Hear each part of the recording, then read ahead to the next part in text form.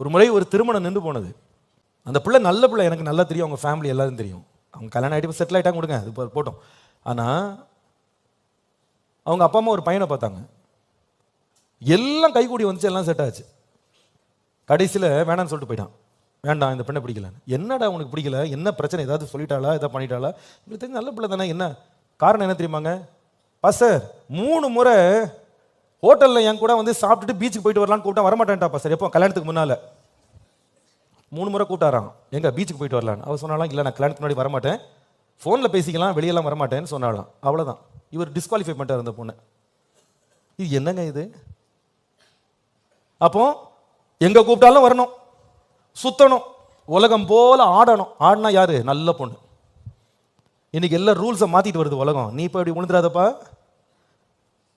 நீ இப்படி விழுந்துடாத. அன்பு அன்புன்ற பேர்ல அவலட்சணமான காரியங்களை உலகம் செஞ்சிட்டு இருக்கு இன்னைக்கு.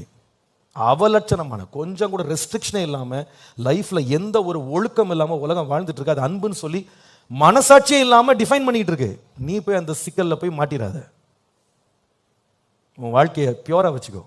தேவனிடத்திலிருந்து வர்ற அன்பு பரிசுத்தம் உள்ளது, தீமையை வெறுக்குது, உலகத்தை சிநேகிக்க மாட்டேன்னு சொல்லுது. எனக்கு அது வேணாங்க, அந்த வேஷம் வேணாம், எனக்கு அந்த மாதிரி ஒரு வாழ்க்கை எனக்கு வேண்டான்னு சொல்லுதுங்க தேவ அன்பு.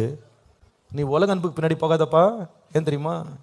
நீ எங்க போயிட்டு இருக்கன்னா நித்திய ஜீவனை சுதந்திரிக்க போனோம். நீ ஒருவேளை நீங்க கட்டுற கணவனுக்கோ மனைவிக்கோ உலகம் தெரியாம இருக்கலாம், பரவாயில்ல.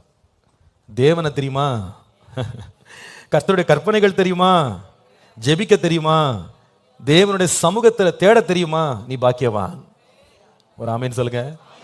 உன் பிள்ளைங்க பாக்கியவான்கள். ஆமாங்க, உன் சந்ததி பாக்கியம் உள்ளது. இது இல்லாம இந்த உலகத்துல பசங்க தேடுற மாதிரி ஓடிக்கிட்டு இருந்த, நிச்சயமா ஒரு நாள் கண்ணீர் வடிப்ப. எப்போ தெரியுமா? உன் பிள்ளைங்க வரும்போது. ஏன்னா அவங்களுக்கும் ஒழுக்கம் கிடையாது. பிள்ளைங்க என்ன பண்ண மாட்டாங்க? ஒழுக்கத்தில் வளர்க்க மாட்டாங்க. கர்த்தருக்கு பயந்து அவருடைய வழிகளில் நடக்கிறவன் எவனோ அவன் பாக்கியவான்.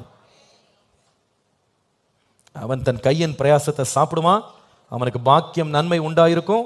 அவன் மனைவி வீட்டோரங்களில் கனிதரும் திராட்சை கொடியை போல் இருப்பாள். அவன் பிள்ளைகள் பந்தியை சுற்ற ஒளியோ மர கன்றுகளைப் போல இருப்பார்கள். கர்த்தருக்கு பயப்படுகிற மனுஷன் இவ்விதமாய் ஆசீர்வதிக்கப்படுவான்.